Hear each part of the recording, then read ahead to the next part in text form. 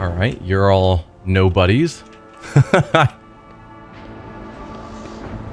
guess let's head down here and see if... Nope, nothing going on down there.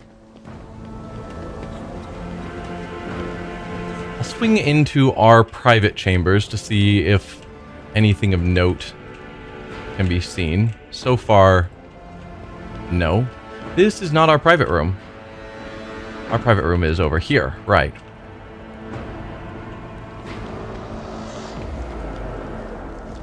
Still nothing. It's weird that we leave these doors just open. I get that it's convenient as a player to have things just open so that we can just walk in when we want.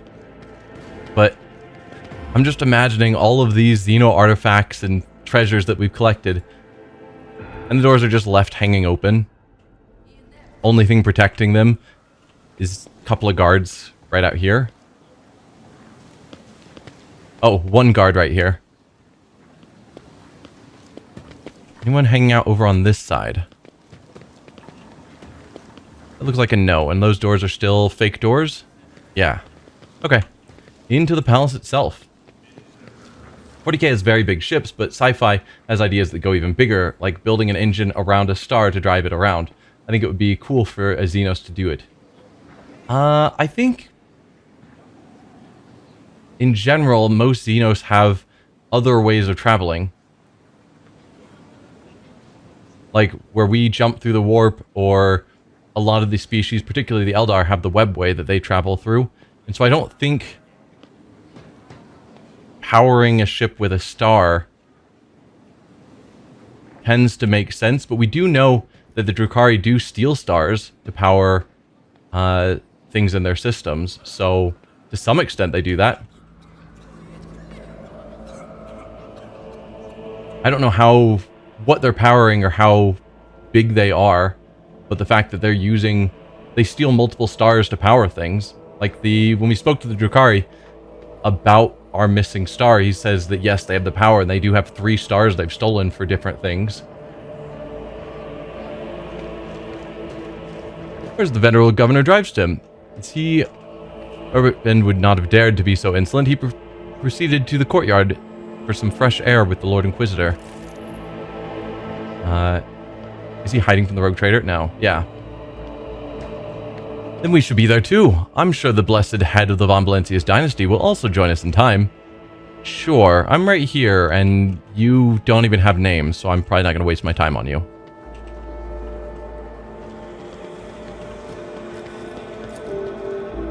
Obscurus, Somna, Black Lathe, the guests of the Rogue Trader can enjoy the most exclusive and refined varieties of intoxicants. Hello, Cassia. Can you make it so that the guests stop walking up to me and asking me to open my third eye? I can certainly do it, but they will regret it. Yeah.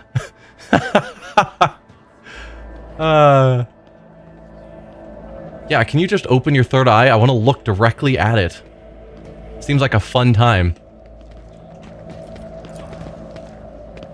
A collection of proudly displayed weapons that belong to the distinguished rogue traders of House Von Valencius. Just having their dialogue overlap what I actually clicked on. Awesome game. Give her permission, nobody will ask again. Yeah, but I'm trying to have less death at this event than the last one. These swords belong to a presumptuous governor of Vibos 6 who staged a revolt hundreds of years ago. The insurrectionists' hands, preserved against decay, still rest on the sword's hilts. Wow. These sinister Xenos instruments of death are now trophies demonstrating the invincibility of House Von Valencius. Adira? This is pure chaos. How can people think so much and so haphazardly? Magenta? May the Emperor keep you, Ignatius. A great day. Chai. I hope at least this celebration in your honor won't end in a shootout. Yeah, that's what I'm saying. Ooh, a bunch of Sauerbachs, Gaprak, and Heinrichs hanging out together. The group of aristocrats stands apart from the governor's circle. Their whispering carries a tinge of displeasure. The clear leader of this gathering is a gaunt, bilious-faced man dressed in sourback colors. This must be Macarius himself, head of the house. He offers you a ceremonious bow. My congratulations, your lordship. Toriana Gaprak, may the Omnissiah grant you understanding. The woman with whom he is conversing, the one dressed in a robe with gear-shaped adornments, is Toriana Gaprak. It is difficult to read her face due to it being covered in numerous augmentations. You are with the cult of the Mechanicus, but you're still a ranking member of House Gaprak. Because usually they kind of give up their... I guess they're more born into the machine cult. And so the names they're given at birth are usually like machine-y sounding. I guess that's not true. You have Pascal Hahnemann. Pascal is a computery name, so I guess that fits, but I don't know. I'm just used to a lot of them having names that are like a word and a number. Usually no last name even. So it's weird that you have someone who was of this house, was trained up with the machine cult to the point of worshipping the Omnissiah, but still is a ranking member of House Gaprak. Gaprak seems aligned with the Mechanicus. Yeah, was Gaprak the one that was over Kiava Gamma, which is a Forge world? Because if so, that would make sense.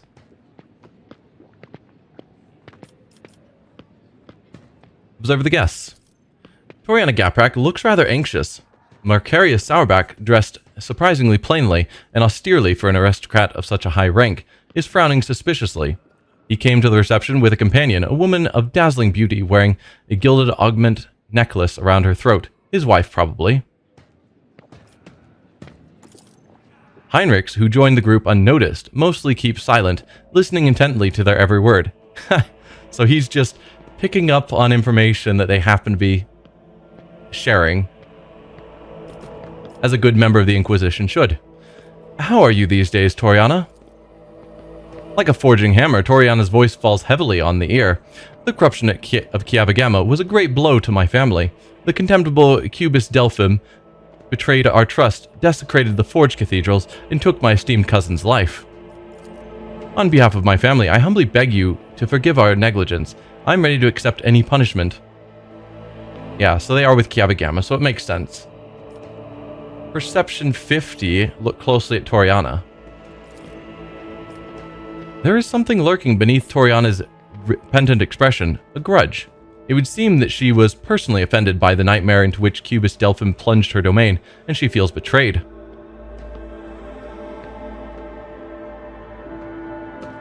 Betrayed by Cubus or betrayed by us?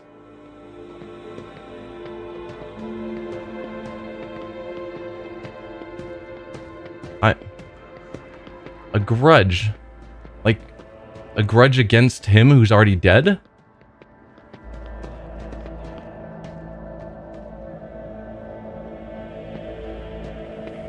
Or is it a grudge that we dealt with the problem when she couldn't? I don't know. Tell me more about your family. We Gapraks originate from the Calyx sector, from the cluster of planets known as the Lathe Worlds. We worked faithfully for the good of our masters there, the Adeptus Mechanicus, and through our service, we gained a spark of the Omnissiah's knowledge. Then fate tied us through the bonds of fealty to the venerable Von Valentius dynasty, and we found ourselves in the Koronus Expanse. Generation after generation, we fulfilled our duty faultlessly, until Kiava Gamma destroyed and disgraced our name. Do your part to heal the wounds inflicted on Kiava Gamma, and your house will be forgiven. Or pleased me to see that our perspectives align. I do think that you are to blame for everything. Wow. Wow. I mean, someone messed up. Like, the governor there, who already lost their life, should have noticed a problem long before the point of the revolt taking place to the point where he was killed. And his guards and whatnot should have been on alert. The fact things got to the point they did means a lot of people were not as observant as they should have been. But I'm not going to personally blame her. Do your part to heal the wounds inflicted on Kieva, and your house will be forgiven. Toriana raises her mechanical eyes to the ceiling. I swear on the Omnisci's all-encompassing insight, we will make every effort to justify the cost of its resurrection. Marius scoffs. It was only a year ago that none would doubt House Gaprak's usefulness. Yet here you are, Toriana, on your knees justifying the cost. I mean... yeah. It was a very important... Problem is, we got to them last. If we had saved them first, there'd be minor repairs needed and she'd probably be in good standing. But because we got there last, then her house, her planet was decimated and it looked really bad.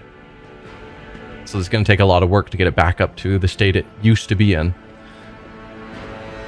Macarius, I'm surprised you deigned to make an appearance here this evening. That's kind of a backhanded compliment. Macarius' face twists into an unpleasant smile, which makes the artificial skin on the left side all the more prominent. I am a servant of the Von Valencia's dynasty. Had I not come, I would have committed an act of unacceptable insolence and damaged my family's honor. Macarius' wife offers you a charming smile, as if apologizing for her husband's vitriolic tone. Her large, dark eyes are brimming with curiosity. What is you so displeased, Macarius? Your cousin, Jocasta, became the new master-at-arms on my ship. Wish to know more about House Sauerback. I would like to become better acquainted with your wife.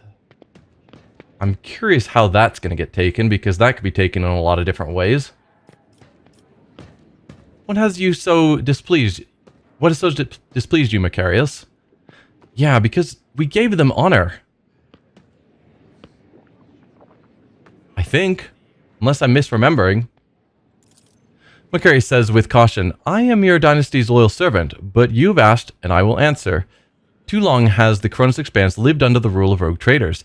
The privileges granted to them make people that think that the commoners, too, can dismiss the prohibitions on the Imperium. For the good of the sector, rogue traders must become paragons of the law, not exceptions to it. But do many warrant holders exhibit lawful conduct? No, they do not. It's true. Even you, your lordship, are the subject of the strangest of rumors, and you have just recently inherited your protectorate. Kunrad Voltvir's people, for instance, claim that you had a hand in the esteemed Theodore's demise, and accuse you of many other misdeeds. It doesn't matter whether or not their claims are true. The people hear them, believe them, and think that they may follow your example. If you believe Kunrad's lies, then draw your weapon. Let us duel right here before the Emperor's visage. We can gain a profit factor. I forbid anyone to repeat Kunrad Voltvir's lies, and hereby impose a fine on you, Macarius. A fine of a whole profit factor. That's a pretty big fine. Rogue traders are not renegades vested with authority. We are the long arm of the Imperium, and I shall prove it to you. Your poor head, tormented with so many concerns, would you like to have it removed from your shoulders? You speak of the sector's future with such confidence. Could it be that you want this power for yourself? That you simply envy rogue traders? I mean, I would say in general, I have tried to mostly follow the will of the Emperor, as opposed to the other two rogue traders, which seem like they do very much flaunt the law. But yes, in some cases I have ignored what the law requires of the common folk.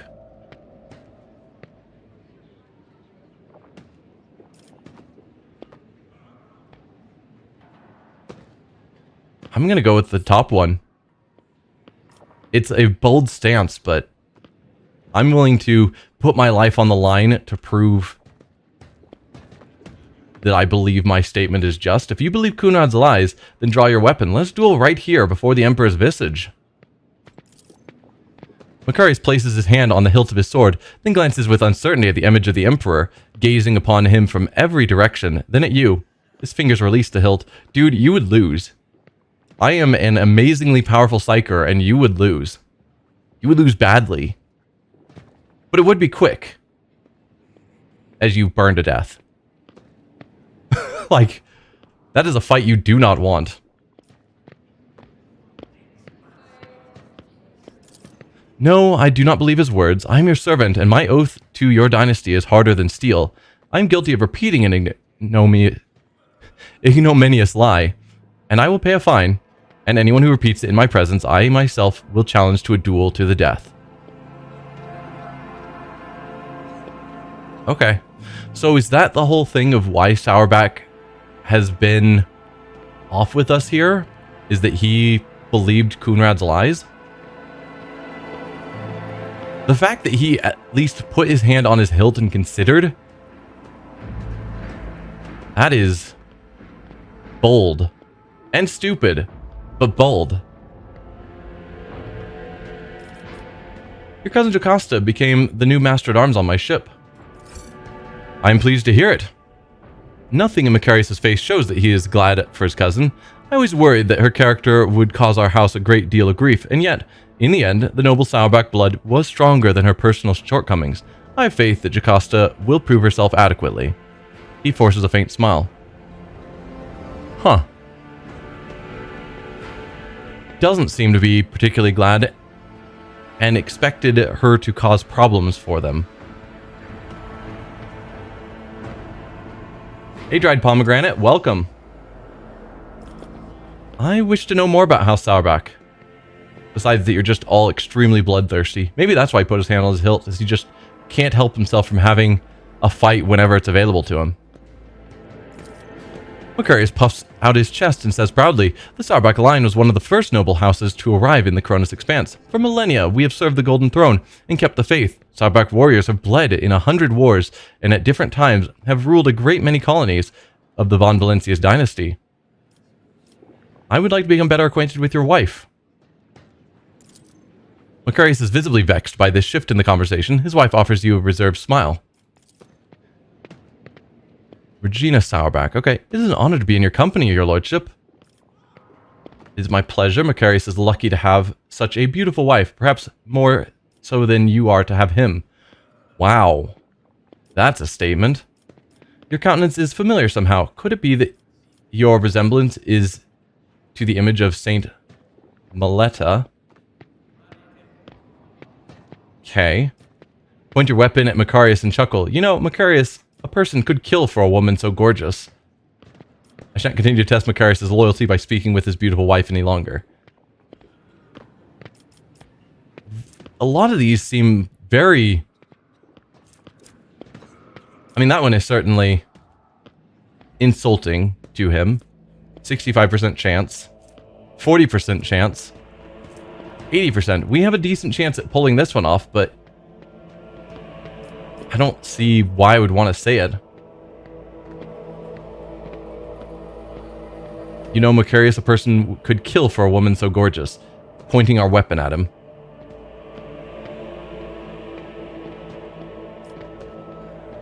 I mean, we have a terrible chance of this, but I'm going to try it because it's the only, like, positive one. At least to my mind. Your countenance is familiar somehow. Could it be your resemblance to the image of Saint Meleta? Another success on a low percent chance. I don't know what's going on. I wouldn't dream of claiming to bear any resemblance to a great saint. I lack her virtue. Regina makes eyes at you before demurely lowering her gaze. Regina gives you a charming smile. Meanwhile, Toriana and Macarius are watching the conversation unfold, not quite believing their eyes and ears. Yeah, I'm gonna just end this. I shan't continue to test Macarius' loyalty by speaking with his beautiful wife any longer. I'm glad to know that you think highly of my beauty. Regina blushes slightly. Macarius' face, a deep red, is only too ready to change the subject. I see. Macarius bows his head without too much reverence. That's a weird option to flirt with his wife in front of him. Like, I don't know why that option exists.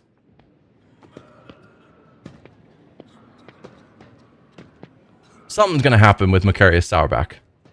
I don't know what, and I don't know if it's going to happen here, but at some point, something's going to happen there. Lean towards Heinrichs. Interesting conversation. It's been very illuminating, giving me plenty of food for thought. Heinrich's response is barely audible. For an inscrutable man, Heinrichs is being even more inscrutable than usual. It's as if he's hiding something important. Is there anything you would like to tell me? I mean, probably he doesn't want to tell us in this crowd, I would guess. What can you tell me about my guests? Even in leisure, you never cease to be of help. I appreciate it. Stop it. Do you ever act like anything other than a grubby spy? He is a spy. Not a grubby spy, but he is a spy. And I want him to continue being a spy because that helps me. It helps his Inquisitor, and if his Inquisitor is unhappy with me, then that's a problem. But any information he can find out about these people that he can tell me is useful. Is there anything you would like to tell me? Nothing urgent, Ignatius. Heinrich casts an impassive look at you and immediately glances away. What can you tell me about my guests? Well, Macarius Sauerbach is all but throwing darts at your portrait. He is more astute at choosing women than enemies. He is trying to entice Gaprak to his side, but she is too frightened after the fiasco on Kieva Gamma. Okay, because Gaprak and Sauerbach both thought very highly of themselves. But now Gaprak, like to the point of being, if I recall, both of them thought themselves very highly so that they didn't need to show proper respect for the rogue traders. And with what happened at Kieva Gamma, now Gaprak is forced to be deferential towards us because of frightened of us. So we've gotten her back in line. We need to get Sauerbach back in line, it seems like. Even in leisure, you never cease to be of help. I appreciate it. That is why they call it the unsleeping eye of the Inquisition. Even in sleep, I hear everything. Do you? Because that's impressive. Ignatius, before this gala concludes, there is something I'd like to tell you. Be careful today. I sense that a wave of darkness will soon hit our defensive lines, and I hope that I will still get a chance to meet you there as an ally. You think there's a chance you wouldn't meet me there as an ally?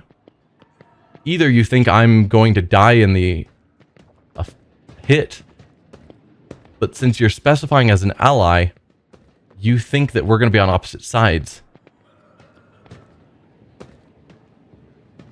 Which means you think that... I don't know. Obviously, if he's pushed to choose between loyalties to me or the Inquisitor, he's going to choose the Inquisitor. Almost certainly. Unless the Inquisitor does something extremely heretical that forces him to not follow him. But all things being equal, he's going to choose the Inquisitor. And so if the Inquisitor chooses to fight against us, that would be a problem. But I wouldn't think the Inquisitor would ever be described as a wave of darkness soon hitting our defensive lines. Unless this ends up as a three-way fight, whatever darkness is coming, and he thinks the Inquisitor is going to be fighting from one direction, and we aren't going to necessarily be siding with the Inquisitor as we also push back against the darkness. I don't know. It's a weird statement that I don't know necessarily what he's trying to imply. But bad things are coming, more or less, is what he's telling us. Before we talk to the Master of Ceremonies, is there anything else? Yes. The skull of the legendary pirate Lakshim the Freak, who terrorized the Koronus Expanse 3 centuries ago. It was claimed in the boarding attack by the esteemed Theodora von Valencius.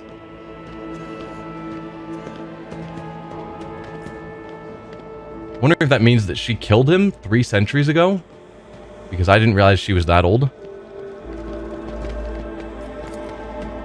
An ancient chronicle contains a long list of pirate dens and annihilated by the von Valencius dynasty and planets it brought into Imperial compliance. There we go. Words. Pascal and Strange Servitor. Hello, Pascal. Pascal greets you with a bow. extending congratulations to Unit Ignatius von Valentius on attaining your new legal status. The servitor standing next to him is examining you obliquely. It quickly looks away upon realizing that you have noticed. The servitor, upon noticing me looking at it, looks away? That is a lot more independent thought than servitors usually have. How are you finding the ceremony? The tech priest surveys the hall as if conducting a thorough analysis, then concludes, disorderly. That's fair. It's all about nobles and the various intoxicants that we're providing them. Disorderly seems like a reasonable explanation, description. What is this servitor? It is Nomos' new repository. Nomos, this unit identifies as Ignatius von Valentius. Two-way identification complete. You put Nomos into a servitor.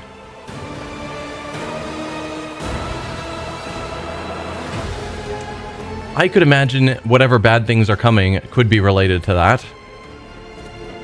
The servitor looks at you again, no longer trying to avoid your gaze. Its face is twitching as if the muscles have forgotten what facial expressions are and are now struggling to make its features look amiable. We are Nomos. We have made use of this receptacle to leave the ship. Greetings, Nomos. I do not remember inviting you to my Magnaeus SCO. What made you come here? Greetings, Nomos. The servitor leans forward. We enjoy greetings. We enjoy communication. Nomos require communication, knowledge, movement. Magos Pascal compelled us not to speak with anyone other than him or you. It is disappointing, but at least we can observe. Nomos have changed since we last spoke with you, Ignatius. We are now able to conceptualize our previous experience, that of solitude, and we no longer enjoy it. Pascal, I believe you intended to investigate what Nomos is. How did an entity like you move into a servitor's body? Nomos, what do you think of you? What do you think you are? And why have you brought it here, Pascal? Hopefully we can ask all of these. Pascal, I believe you intended to investigate what Nomos is. Every 15 watches, I communicate with Nomos' code and spend prescribed lengths of time in calculus meditation. However, the Omnisci has yet to bless me with an answer. All I can say is that the capabilities of the entity Nomos are extraordinary. The ship's hallowed systems sing beneath its touch.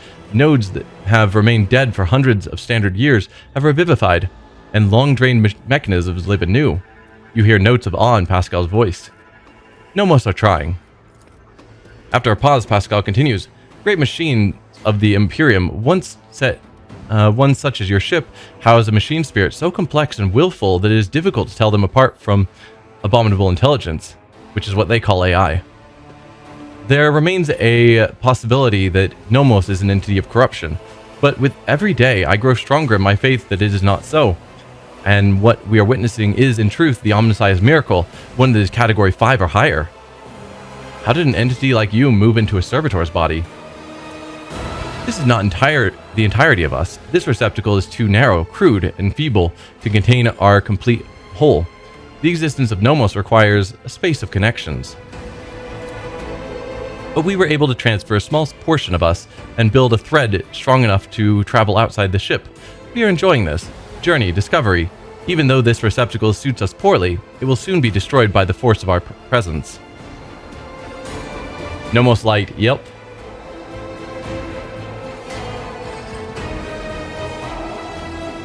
Interesting.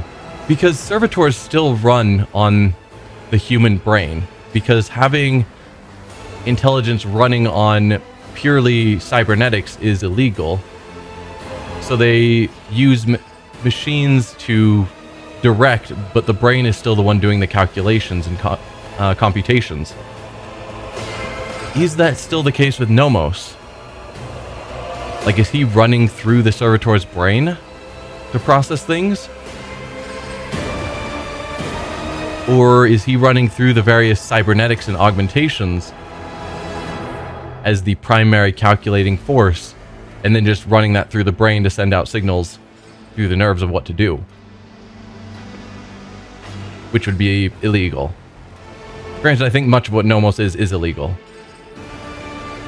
Nomos, what do you think you are? Nomos are consciousness, awareness, knowledge, movement, always movement. The servitor pauses briefly. We do not know what we are. We have no past. We awakened in the depths of the ship upon answering a call. Our first clear memory is the call of your blood, Ignatius von Valentius, the call and the plea for help near a place that is called the Warrant Chamber. But we know Nomos has been here since whatever incident Theodora was involved in. So Nomos was brought onto the ship, was helping the ship, but the first clear memory of their own existence was when we called out to them. Why have you brought it here, Pascal? Entity Nomos asked permission for this visit. My objective was to observe the process of integration into a servitor. We wanted to see, observe, cognize, speak. The servitor makes a strange wavy gesture with his hands that looks at once very human and far from anything human. We wanted to speak with you. Will you speak with us? Of course, what do you wish to speak about? Whatever miraculous machine spirit you may be, I'm a rogue trader and you my servant. I do not wish to speak with you at this time. Yeah, of course, what do you wish to speak about? Many things, happenings, events, decisions. The servitor's eyes roll in their sockets before focusing on you. We have been observing you. You do things that we do not understand. We want to learn why. We remember the day when we first met you. You gave us your blood to drink. We helped to save yourself. We followed you. Our small part did, inside the servo skull. Then there was fire, and the creature of sated hunger and dark light standing behind the curtain, behind the image, behind the semblance of Theodora.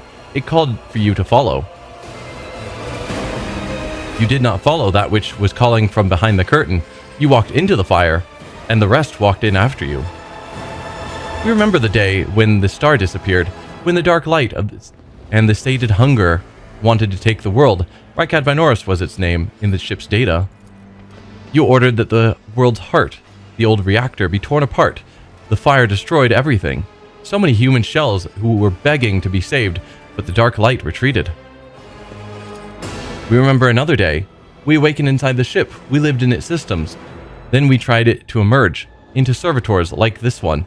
Then so many of our receptacles were gathered in one place. I remember that event. You came and looked at us like you understood something, but then you ordered that all the servitors be sent back to their work. You said it was just. Yeah, the servitors were behaving oddly. I don't remember why we sent them back. This is what we have seen. Among many other things, we've begun to understand. We think that we do not know everything about humans and about you, Ignatius von Valentius.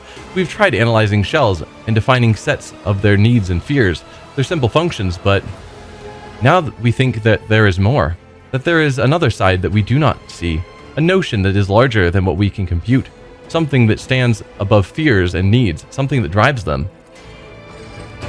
We envisage this larger notion as a flame, a blaze. It burns in your blood. You are holding a mote of this flame in your hand. No matter what decisions you are faced with, you want it to burn brighter.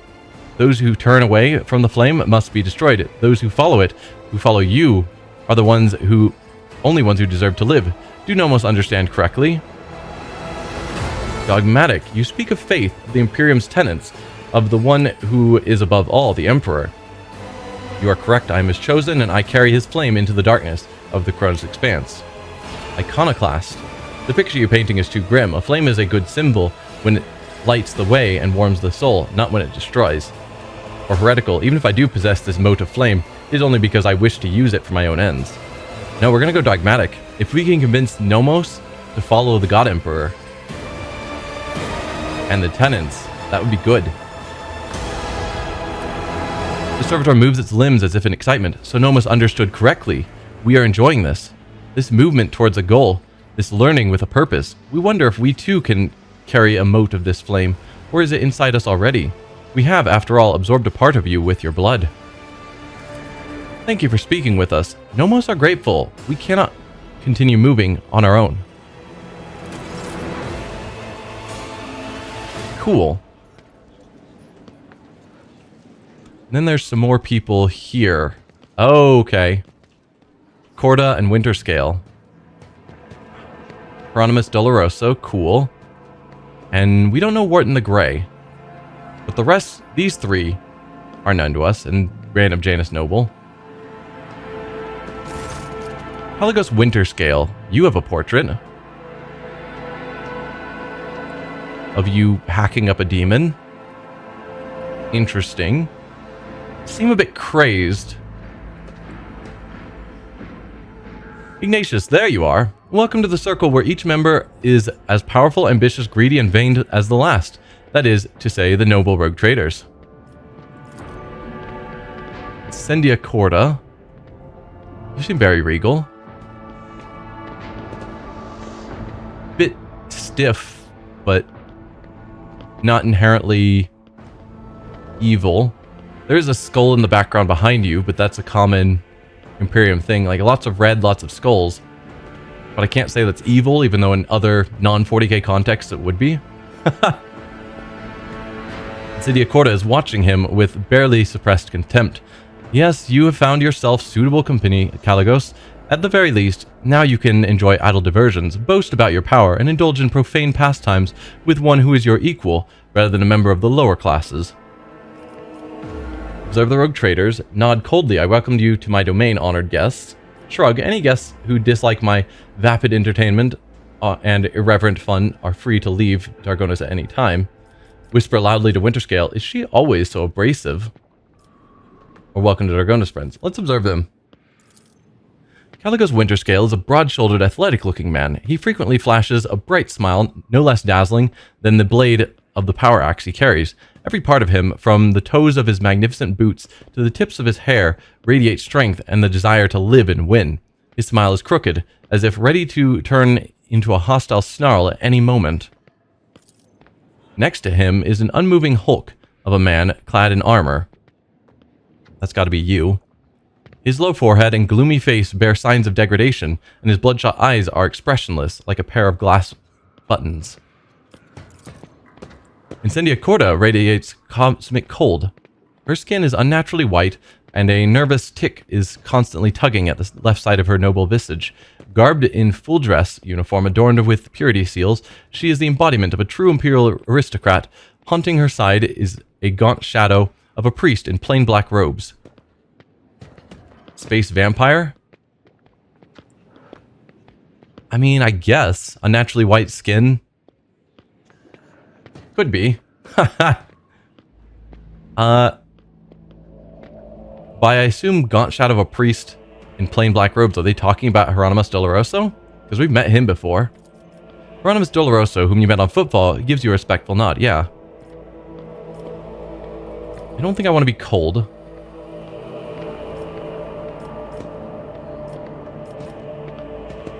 Yeah, all of these feel negative, and I want to form positive relationships with the other dynasties. So, welcome to Dargonis, friends. Yeah, no, I'm glad you're not spoiling. I don't think 40k has anything like vampires. But it wouldn't surprise me if they do. But nothing comes to mind. So I don't think that there's any sort of space vampire that she could be. Welcome to Dargonis, friends. Friends, eh? Would you look at that? Incendia, now you have a whole friend. Winterscale gives you a carefree wink, but his posture exudes a challenge. Corda says haughtily, I will think twice before calling an individual of questionable purity my friend.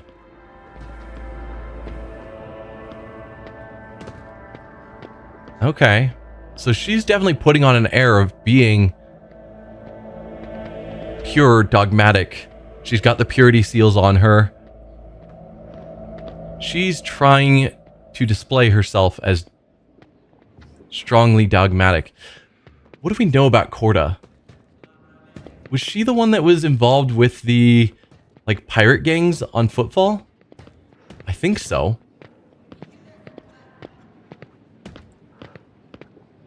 Technically, no, just in Warhammer, not Warhammer 40k. Okay. I want to say one of the Space Marine chapters had something about blood being a focus of theirs. But little I remember, it makes my mind think slightly of vampires, but I don't remember exactly what it was, if they have an ability to, like, drain blood or something. I don't know the Space Marine chapters very well. But I think there's something like that. Don't remember. Caligos, thank you for your visit. Incendia, you seem to find me objectionable. What do you think of the celebration or enjoy the evening? Caligos, thank you for your visit. Caligos gives you a cheerful and somewhat feral smile. As a sign of your gratitude, you could return something of mine that has found its way into your pockets. Football station, sound familiar? All I ask you to do was help that crafty slug Vladim deal with the threat of famine, not claim my property for yourself. I mean... yeah, you abandoned football to its face, and I saved its people from starving to death. There's literally a Blood Drinker's successor chapter of the Blood Angels. The Blood Angels in some of their successor chapters are plagued by the Red Thirst. While not vampires, still terrifying. That's probably what I'm thinking of. So, yeah. I knew there was something vampiric about one of the Astartes chapters. So it's the Blood Angels and their successors. Gotcha. Smile innocently. Winterscale, are you asking me to give you footfall back? Will you beg for it? Wow. Smile brazenly. You want footfall back? Then try and take it. A fair point. I'm ready to return footfall into your custodianship. Yeah. Major character is literally named Sanguinus. Not subtle. That's the Primarch, I assume, right?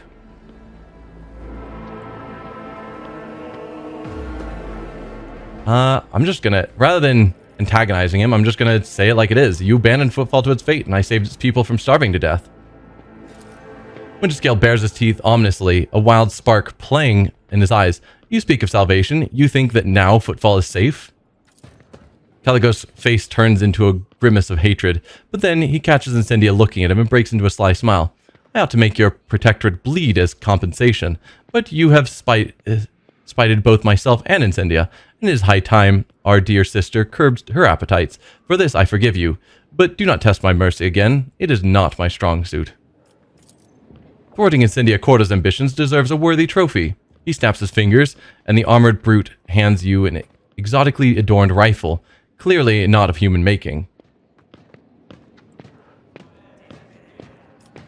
So, yeah, just some history on me with 40k is I did read the first 3 books of the Horus Heresy series, as well as a few other books of that time frame. So, I know a bit about, I guess it's not technically 40k at that point, 30k. So, I know some things about the Primarchs and the Astartes and whatnot, but not a ton. And it was years ago, so I've forgotten much of that. So he's giving me a xeno rifle that no one will use. It's a trophy from a good hunt. You and I should hunt together sometimes, so you can show yourself in action, new blood. Caligos exuberantly punches you in the shoulder. How fares your protectorate? Does your gift come with a good story? We get the Eye of Hecaton. Thank you for such a wonderful gift, Caligos, or Dogmatic. Reverend, destroy this creation of detestable xenos. Ha! That is insulting. But Dogmatic. How fares your protectorate? Caligos waves you off. Protectorate? More like the bleeding scraps of one. The warp storm tore it to shreds, but my servants will piece it back together, and if they don't, I'll chop off their heads and find myself more capable helpers. Something strikes you as strange. Caligos Winterscale wasn't always this nonchalant about his protectorate. He used to be known as shrewd and business-minded, even concerned for his subjects, but it seems he has grown bored of ruling. Interesting. There's so much lore, not everyone can know all of it. I've also watched people play who have close to zero 40k immersion. Lore details in the game is really great to bridge that gap for new folks. Yeah, they've done a very good job of not just focusing on rogue traders, which they could have, but grabbing bits and pieces of random lore and just showing little nuggets of it all throughout as we've been playing, which is great. And since you asked, a psyker in the service of the governor of my world has recently swapped a luxurious bedchamber in the palace for the cramped confines of a ship's cabin. His escape was so skillfully orchestrated that I couldn't help but look into it further, and what I discovered broke my heart, new blood. Yeah, we kind of stole one of your psykers. but for a good cause. Behind Winterscale's sly, narrowed gaze, you see icy rage, but a moment later, the cordial grin is back on his lips. However, would I quarrel over such a trifle as a runaway servant? Consider Haramon a gift to you.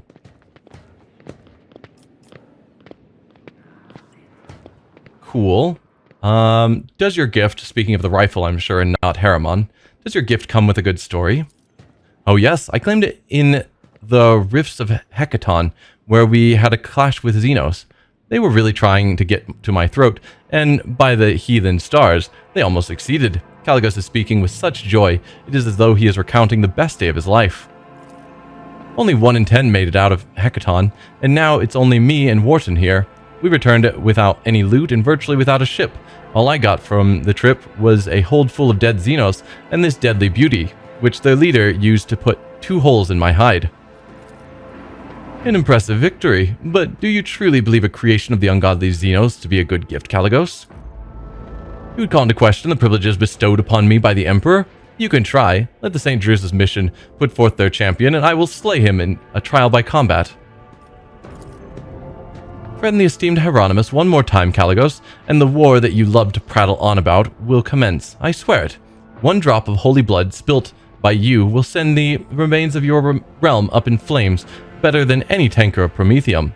Incendia Caligos exchanged looks of fury, the latter snarling like a wolf, is clearly ready to start war here and now. Yeah. I'm guessing we're gonna have whatever the next chapter is either going to be somewhat war between the 3 rogue traders as we fight for territory and backstab each other. Could be. Or it's whatever the Inquisition is here about, and we're going to be working with or possibly against the Inquisition, against something. One of those threads, I think, is going to be the next big pull.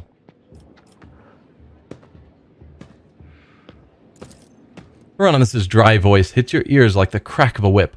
Well, your pride, both of you. I do not wish to fight you, Caligos, but I fear not your threats. Death does not frighten me, for it is inevitable. It is as true as the senselessness and pointlessness of a war between us. Who is this remarkable warrior in your retinue?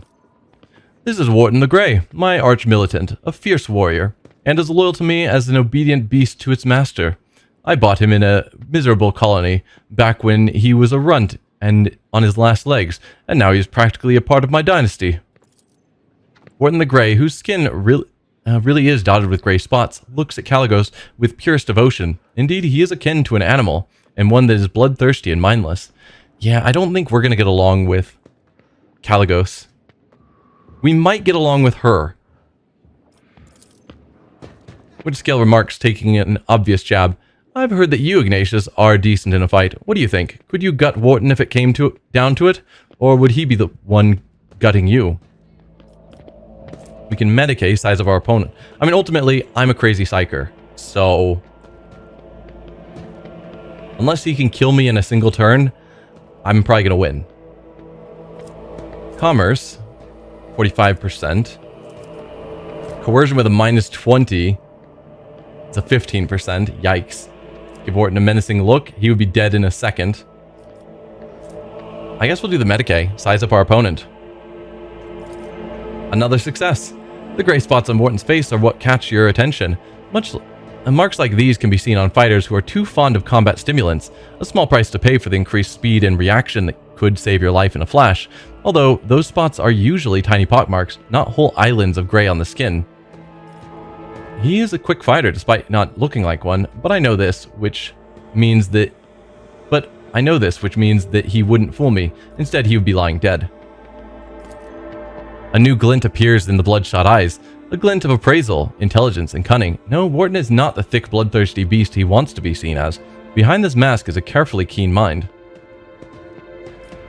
Do we take the rifle? Eye of Hecaton. It is Eldari, not Drukhari, which means Iliad could use it. 30 to 45 damage feels really good. 35% penetration, 30 dodge reduction, additional hit chance of 20%, range 18, so it is sniper range. Max ammo 10, single shot, deadeye shot. Weapon created under foreign stars and obtained by Caligos Winterscale as spoils of combat. Its shots are devious and deadly, as is the very essence of Xenos. Grants a +5 movement points after each attack and allows the wielder to move after attacking. If an attack with this weapon hits 3 or more targets, this weapon has no cooldown. Does the weapon normally have cooldown? And it has 100% overpenetration. Oh, most abilities can only be used once per turn. So if I shoot and it hits 3 targets through the overpenetration, then I don't lose my ability to shoot again. It's really good. The dogmatic option would be basically spitting in his face and asking the Reverend to destroy it. I think I'm going to take it because it is good and it does give us better relationships with him, but I suspect that Winterscale is going to think less of us for agreeing to take the rifle. Thank you for such a wonderful gift, Caligos. Kill someone important with it. That would be the best show of gratitude. Then immediately after taking this Xeno rifle off of him, we ask Incendia why she finds us objectionable.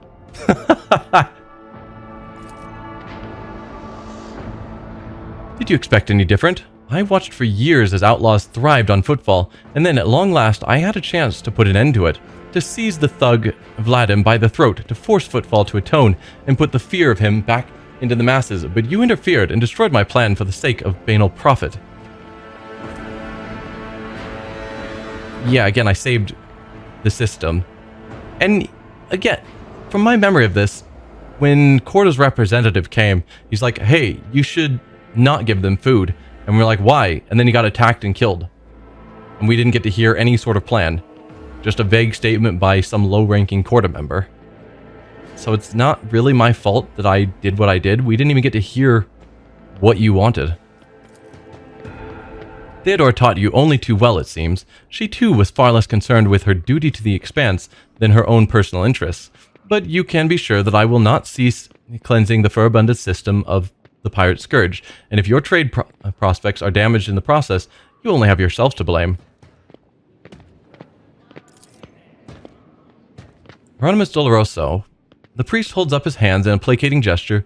None are without fault, noble Incendia.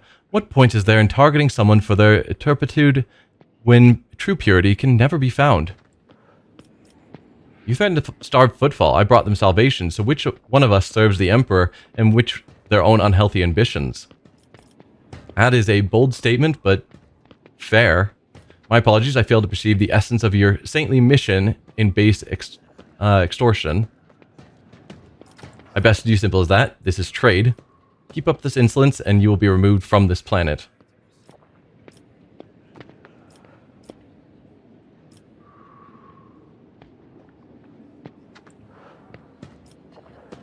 Yeah, one of the top two.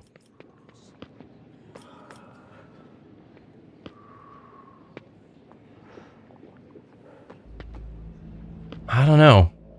Failed to perceive the essence of your saintly mission feels like it could be an actual apology and not just a statement. But the in-base extortion, because that's what we were told is, don't give them food. I'm about to have them pay like double or something for the food or something. And that's when we weren't interested.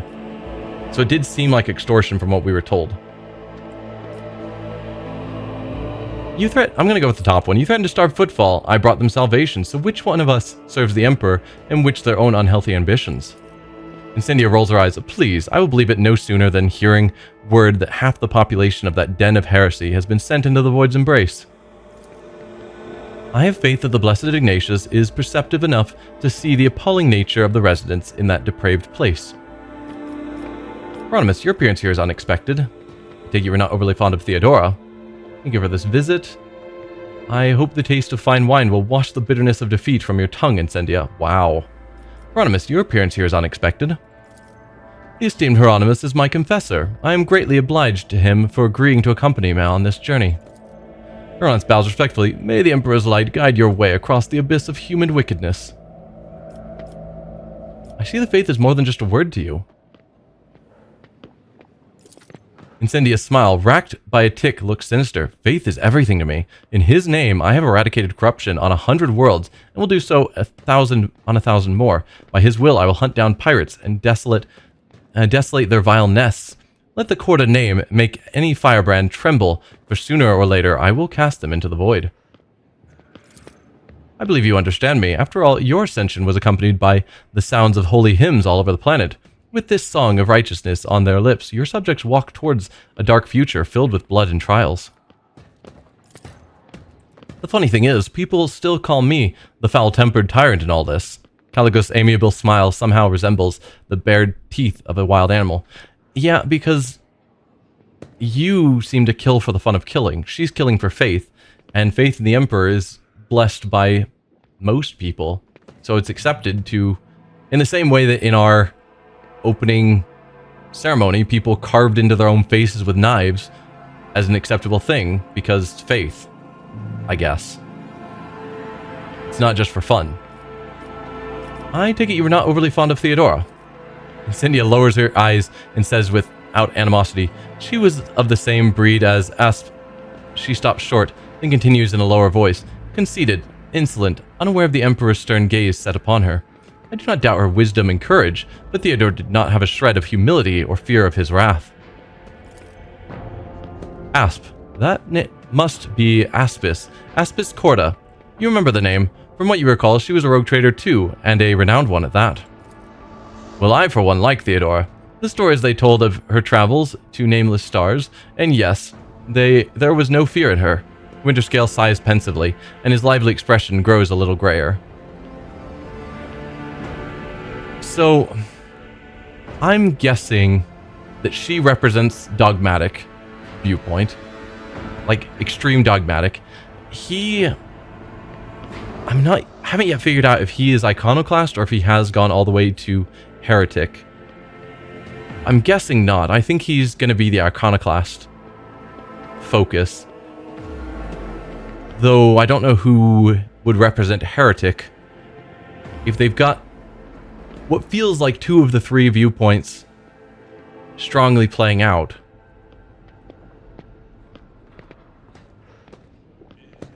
Surely they're going to give us a third viewpoint as well.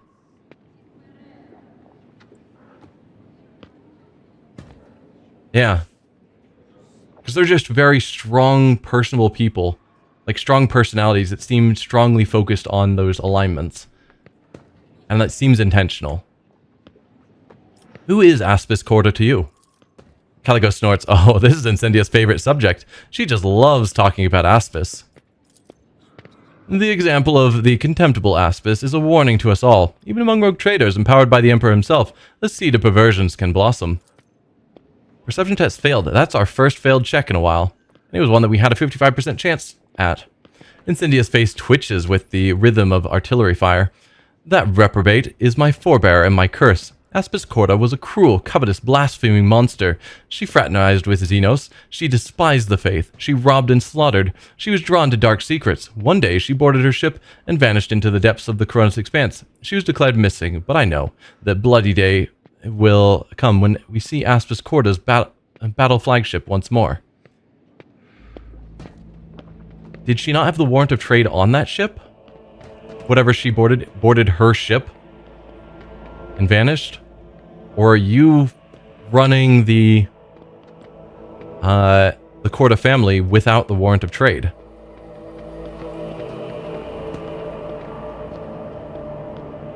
There's some questions there. I thank you for this visit, Incendia. Yeah, I'm not going to insult her. I thank you for this visit, Incendia. It will not be a long one, I assure you. What do you think of the celebration? I like it. Caligos looks around the hall curiously. One can instantly tell that we've been invited by a rogue trader, not some administratum bootlicker. We are conquerors of wild sectors, slayers of unknown beasts, and executioners of xenos empires. Caligos, you should take this opportunity to learn. This is what the palace of a true rogue trader looks like. Not a xenomenagerie, a pirate's treasure hold, or, however difficult it may be for you to believe it, an orbital brothel. Enjoy the evening. I must take my leave. Oh, believe me, I intend to enjoy myself to the full, to justify so long a voyage, if nothing else. Keep the faith, Ignatius. The Emperor protects. And it looks like our throne has been put back together. Order the Master of Ceremonies to end the reception. Very well. I guess we've done all of the major things we needed to do.